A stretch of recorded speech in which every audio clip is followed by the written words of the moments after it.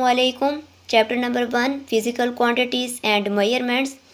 आज हम इसका टॉपिक डिस्कस करेंगे 1.6 मेजरिंग इंस्ट्रूमेंट्स। उसका जो सब टॉपिक है हमारे पास mass measuring instrument. Mass measuring instruments कौन कौन से होते हैं, हम ज़रा स्टार्ट से बात करें। जो पुराने वक्तों में कुछ स्पेसिफिक मैस मेजरिंग इंस्ट्रूमेंट्स नहीं थे, तब क्या किया जाता था कि जो ग्रेन्स में उनको मेजर करने के लिए पॉट्स का इस्तेमाल किया जाता था। क्लियर, हम पॉट्स से ग्रेन्स को मेजर किया करते थे। तब भी एक इंस्ट्रूमेंट्स होता था that is called beam balance. आपने अभी देखा होगा, अक्सर इस्तेमाल किया जाता है इसको। आप देख सकते हैं इस पिक में आपको ये नज़र आ रहा है, इसे हम कहते हैं बीम बैलेंस। जो ग्रीक्स और रोमांस थे वो इसको इस्तेमाल किया करते थे। अब भी आपको कुछ जगहों पर इसका इस्तेमाल होता हुआ नज़र आया होगा। अब हम स्टडी करते हैं कि ये जो बीम बैलेंस है ये है क्या और ये किस तरह से होता है, ठीक है, और ये काम किस तरह से करता है। आप देख सकते हैं कि इसके यहाँ पर दो पेन्स लगे हुए हैं, ठीक है। एक साइड पे हम अननोन मैस रखते हैं और दूसरी साइड पे हम नॉन मैस रखते हैं, और इसके दरमियान में एक नीडल होती है जो कि जब हम इस पर कोई मैस रखते हैं तो वो जो नीडल है वो मूव करने लगती है। सो ये जो हमारे पास दो पेन्स हैं इनमें इस एक साइड पे हम अननोन मैस रखते हैं और एक साइड पे हम नॉन मैस रखते हैं। उसे हम स्टैंडर्ड मैस भी कहते हैं कि जिसकी वैल्यू आपको पता होती है, उनको आपने एक पेन्स में रखना होता है। और जो अननोन मैसेज होते हैं जिसकी क्वांटिटी आपको पता नहीं होती, उसको दूसरे पेन्स में रखना होता है। और उसकी नीडल जो है ये डिस्प्ले होना शुरू करती है, कभी इस तरफ कभी इस तरफ। अब आपने इन दोनों मैसेज को इस तरह से बैलेंस करना होता है कि ये जो नीडल है ये बिल्कुल एग्जैक्ट सेंटर पे आ जाए। तो जब ये एग्जैक्ट सेंटर पे आ जाती है तो वहाँ पर आपका जो अननोन मैस है वो स्टैंडर्ड मैस के इक्वल हो जाता है। तो आप अननोन क्वांटिटी को इजीली मेजर कर सकते हैं। क्लियर, तो ये था बीम बैलेंस जिससे हम किसी भी मैस को मेजर कर सकते हैं। अब हम डिस्कस करते हैं फिज़िकल बैलेंस को। जैसा कि आप ये डायग्राम देख सकते हैं, स्क्रीन पे आपको ये डायग्राम शो हो रही है, that is called physical balance. अब नॉर्मली फ़िज़िकल बैलेंस आपने लेबॉर्ट्री में देखा होगा, जिसमें ऑब्जेक्ट के मैस को मेजर किया जाता है, ठीक है, by using some standard message. First of all हम उसकी कंस्ट्रक्शंस डिस्कस कर लेते हैं। जैसा कि आप यहाँ दो पेन्स आपको नज़र आ रहे हैं, ठीक है, और टॉप पर आपको जो नज़र आ रही है चीज़ दैट इज़ बीम, और यहाँ पर हम इस चीज़ को कहते हैं बैलेंसिंग स्क्रीन, ठीक है। सिमिलरली एक तरफ इसके लेवलिंग स्क्रीन लगी होती है, ठीक है, और इस पोर्शन को हम कहते हैं अरेस्टमेंट नॉब। इसमें एक प्लम्ब लाइन होती है, ठीक है, और आपको जो स्केल नज़र आ रहा है ये जो स्केल होता है ये होता है पॉइंटर। सो अब इसमें है क्या कि ये जो पूरा बीम है ये होते हैं साइड्स पे, ठीक है, ये बेसिकली हुक्स हैं और इस बीम को इन हुक्स पे प्लेस किया जाता है। अब बीम जो है उसके साथ ये पेन्स भी अटैच होते हैं, ठीक है। ये जो पॉइंटर और स्केल है ये भी उसके साथ अटैच होता है। अब हम इस बीम को उन हुक्स के ऊपर प्लेस कर देते हैं। अब हम फर्दर एग्जाम्पल नंबर 1.3 स्टडी करते हैं। आप अपनी बुक की एग्जाम्पल नंबर 1.3 देखें अगर, find the mass of a small stone by a physical balance.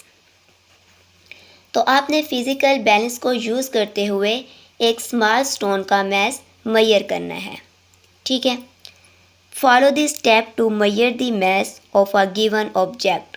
So the first point is adjusting the leveling screws with the help of plumb line to level the platform of physical balance। तो जैसा कि आपको मैंने levelling screen का बता दिया, अब levelling screen को इस तरह से एडजस्ट करेंगे बाय यूजिंग प्लम्ब लाइन कि आपका ये जो फिज़िकल बैलेंस है प्लेटफॉर्म के ऊपर बिल्कुल लेवल हो जाए। क्लियर? लाइक अगर आपका प्लेटफॉर्म थोड़ा सा ऊपर या नीचे है तो आप इस लेवलिंग स्क्रीन को मूव करके उस प्लम्ब लाइन, जिसे बाय यूजिंग प्लम्ब लाइन आपने मूव करवाया, आप उसको लेवल कर सकते हैं किसी भी प्लेटफॉर्म पर। Clear? And the second point is raise the beam gently by turning the resting knob clockwise using balancing screws at the ends of its beam, bring the pointer at zero position. अब आप क्या करेंगे कि resting knob को move करवा के उस beam को थोड़ा सा मूव करवा सकते हैं। अगर आप उसको थोड़ा सा ऊपर या नीचे करना चाहते हैं तो वो आप क्या करेंगे, उसको मूव कर सकते हैं बाय यूजिंग द अरेस्टमेंट नॉब। अब जब हम इसको अरेस्टमेंट नॉब के थ्रू बीम को मूव करेंगे, उसके थ्रू होगा क्या कि आपका जो पॉइंटर है ये डिस्प्ले हो जाएगा। देन अगेन हम बैलेंसिंग ट्यूब के थ्रू अपने पॉइंटर को क्या करेंगे, एग्जैक्ट ज़ीरो पर लेकर आएंगे। Okay, now the third point is turn the arresting knob to bring the beam back on its ports, place the given object on its left pan. अब again हम arrestment knob को anti clockwise move करके again क्या करेंगे, उस beam को उसके ऊपर आकर हम प्लेस कर देंगे ताकि बीम जो है वो उसके ऊपर आकर फिक्स हो जाए। ठीक है, तो आप इजीली किसी भी चीज़ का मैस मेजर कर सकते हैं। Clear? Then the fourth point is place suitable standard meshes from the weight box on the right pan, raise the beam, lower the beam if its pointer is not at zero। अब आपने left pens में unknown mash place करना है और right pen में आपने वो mash place करना है जिसकी वैल्यू आपको मालूम है, दैट इज़ स्टैंडर्ड मैश। इनको प्लेस करना है। अब जैसे ही हम इनको प्लेस करेंगे उनके रिज़ल्ट में होगा क्या कि आपका जो पॉइंटर है वो राइज कर जाएगा, उसका बीम जो है वो थोड़ा सा राइज कर जाएगा। अब हम बीम को दोबारा से कवर करने के लिए हम करेंगे क्या कि हम अपने पॉइंटर को ज़ीरो पर लेकर आएंगे। किस तरह से?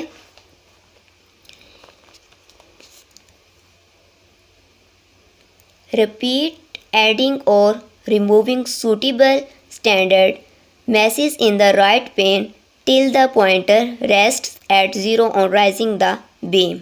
तो या तो अननोन मैश प्लेस करके या फिर आप स्टैंडर्ड मैश उसमें ऐड करके आप इस पॉइंटर को एग्जैक्ट ज़ीरो पर लेकर आ सकते हैं। क्लियर? तो जैसे हम मैसेज इसमें दोबारा से ऐड करेंगे या इससे निगलेक्ट करेंगे तो इससे होगा क्या कि आपका पॉइंटर जो है वो जब बैलेंस होगा तो वो एग्जैक्ट ज़ीरो पर आ जाएगा। Okay, so the last point is note the standard meshes on the right pane, their sum is the mesh of the object on the left pane।